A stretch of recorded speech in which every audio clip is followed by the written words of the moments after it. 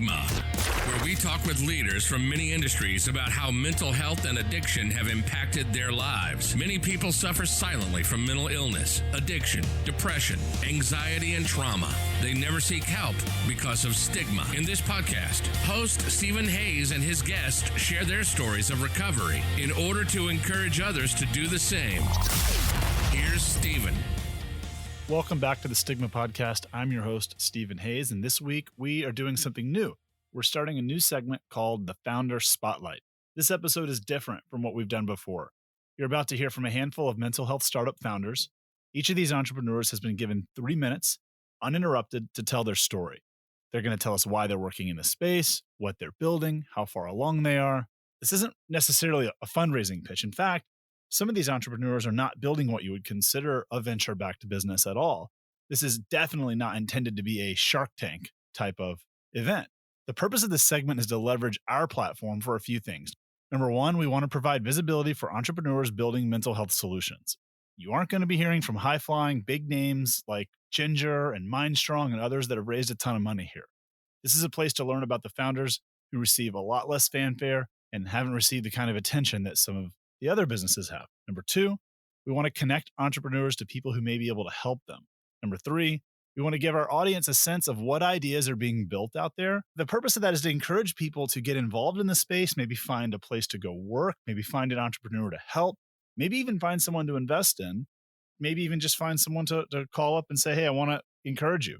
So without further ado, let's get into it. Okay, first up is Laurel Ann Stark, founder of Resurgo.co. Hi, my name is Laurel Ann Stark, the founder of Resurgo.co and a woman in long-term recovery. Today, I want to talk to you about Resurgo.co, the problem we solve and who we solve it for. Resurgo means rise in Latin and is tattooed on my right forearm, and I'll tell you why.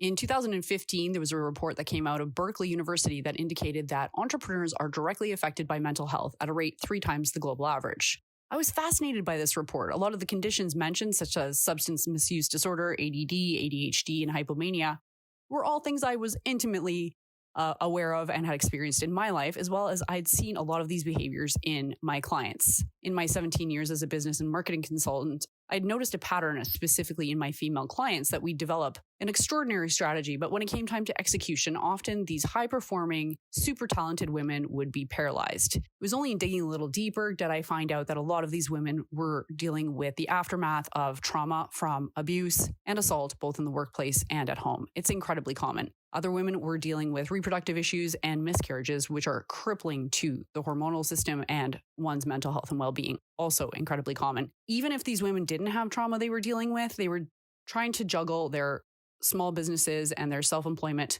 alongside with a huge burden of care domestically, both dealing with kids and elders as well as the house.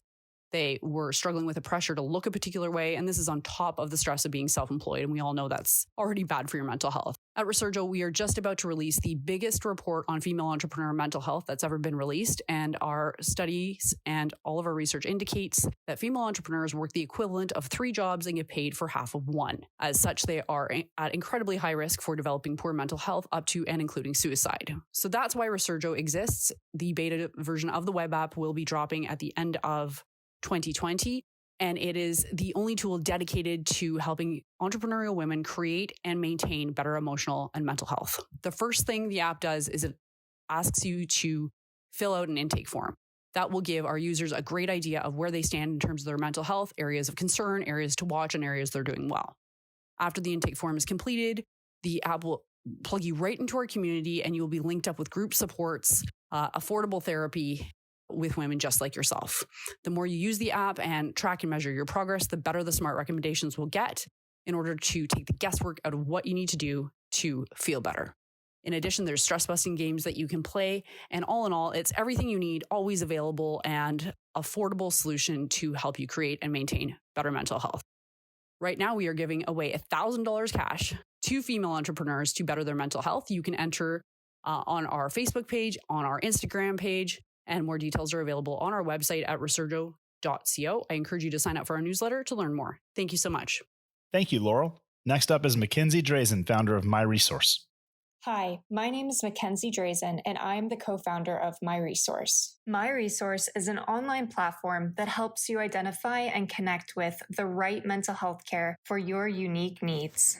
I was inspired to start my resource after losing my sister Shelby to suicide 5 years ago. After Shelby passed away, I threw myself into learning everything I could about why my family failed to find Shelby the care that she needed. After speaking to experts in all corners of the mental health field, I realized that there were 3 major barriers to connecting with care. The first is that you have to be able to correctly identify what you're struggling with in order to then, 2, be able to identify the right course of treatment based on your individualized needs. Then 3, if you've been able to correctly identify what you're struggling with and figure out the best course of action, then you have to be able to actually find that care in your community that you can actually access. Now that brings us to the challenging component, which is that it's so hard to find the right care. The reason why it's so difficult is because it's extremely hard to keep information on mental health practitioners up to date at scale, which is why even though Shelby had amazing physical care doctors, they were unable to help her find the right mental health care. We identified this as a major issue because a lot of times people access behavioral health care through their physical care doctors. So at my resource, we decided that we needed to figure out a way to keep information on mental health providers up to date at scale so that we could provide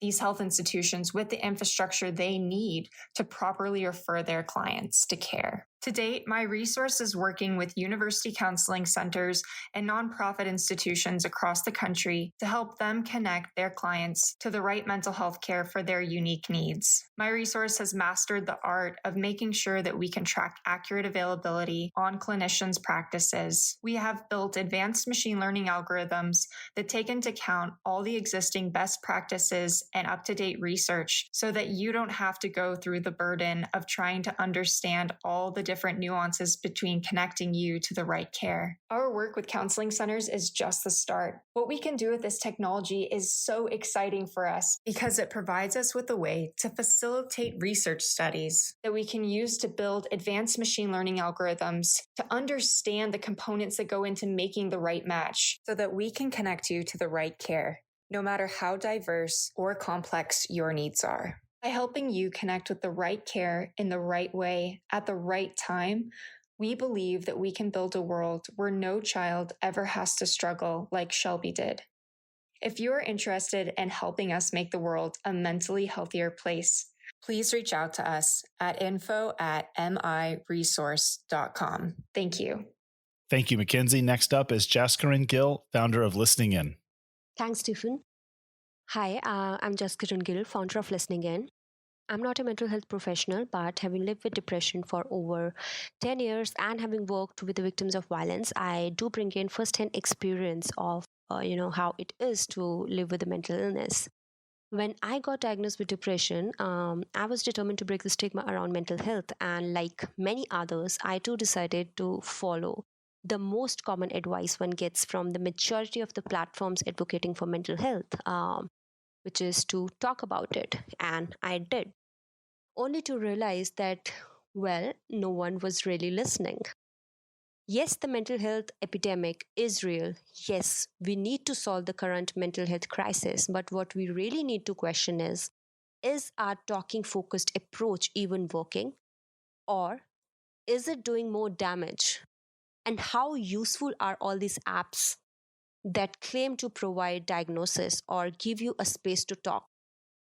Well, you're right. There are some 10,000 such apps. The problem is that there doesn't seem to be a great deal of evidence that they actually work.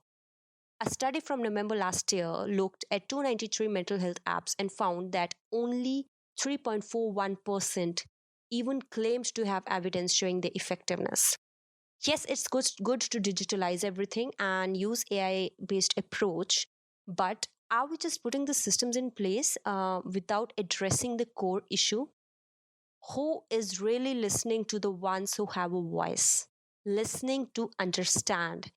Listening actively after learning how to listen first. The problem is not that, people aren't trying to talk. The problem is the others aren't prepared to listen. That's what listening in is here for. Born with an idea to question the current approach and to bridge the gap in the approach to solve for the mental health crisis. Our goal is to cultivate the skill of active listening by creating a network of 500,000 listeners by 2025 to give a compassionate ear to those who need to be heard. In a country like India, with 1.24 billion people, 35% of the population lives on less than $1 per day. So, how do you even solve for accessibility and affordability? So, we train you as active listeners first. At Listening In, we are partnering with the best of the medical institutions and investing into in house training of the volunteers, using an integrated approach to develop a solid referral and psychosocial support system. Yes, we need funds to put this preventive mental health first aid mechanisms in place, build a solid, well monitored digital platform, grow our outreach, and to run day to day operations. Thank you, Jasker. And next up is Randall White, founder of the Bipolar documentary. Bipolar Documentary LLC was formed with one mission in mind. That is to profitably smash the stigma of mental illness, and in particular, bipolar disorder, with a compelling film made by a 2-time Oscar-winning team. 14 million people in the United States, about 4.4% of the population, experience bipolar at some point in their life, according to the National Institute of Mental Health. According to the Treatment Advocacy Center, 51% of estimated individuals with bipolar disorder are untreated in any given year. Suicide is the number one cause of premature death among people with bipolar disorder. Bipolar Documentary LLC is seeking $590,000 to fund the completion of this documentary that can help millions. The budget includes interviews with experts, travel, all post-production, deliverables, film festival entry, sales, and marketing. Our costs are kept low because our team believes in the project, and we're working for far less than the industry average to bring this much-needed story to the screen. Bipolar is a feature documentary told through a desperate husband's actual raw home videos as he attempts to save his family from his wife's undiagnosed mental disorder that transforms her from a loving mother into a destructive, violent stranger. Documentaries are one of the fastest growing genres in the entertainment industry. The market is worldwide, and top executives at Netflix and other distributors consider documentaries a big part of their global future. The risks of investing in a film can be offset by having a professional team who has worked inside Hollywood and has the insider connections. The plan for Bipolar Documentary is for each investor to be entitled to recoup 100% of their capital contributions plus a 15% interest. If the movie sells for $1 million, each $20,000 investor stands to make $8,185 in profit. These projections are based on a celebrity name and endorsement aiming for 4 years on returns. An all-star team has been assembled to bring this documentary to the world. Director Bill Gutentag is a 2-time Oscar-winning dramatic and documentary film writer, producer, and director. Jennifer Hutchins has produced over 200 episodes of docuseries for television, CBS, TLC, Sci-Fi, Discovery, YouTube Originals, Amazon, and more. Producer Terrence Michael has been developing, producing, and delivering story content for most major studios and networks, producing feature films distributed by studios such as Sony, Universal, MGM, Lionsgate, and HBO. For more investor information, visit bipolardocumentary.com. Thanks, Randall. Next up, and our final pitch of the day, is Gary Rutherford, founder of ARC Fitness. Hi there, my name's Gary Rutherford, and 9 years ago, I started my own personal recovery journey from substance misuse, and I needed help. Thankfully, I got the help I needed, and since then, I have reset my purpose in life and trained as a mental health nurse, addiction nurse therapist, and personal trainer. Then I founded ARC Fitness Limited so I could use my experience and my expertise to offer hope to other people because I firmly believe that hope is contagious. And I just wanted to tell you about who the community is that we help and how you can help us do an even bigger and better job.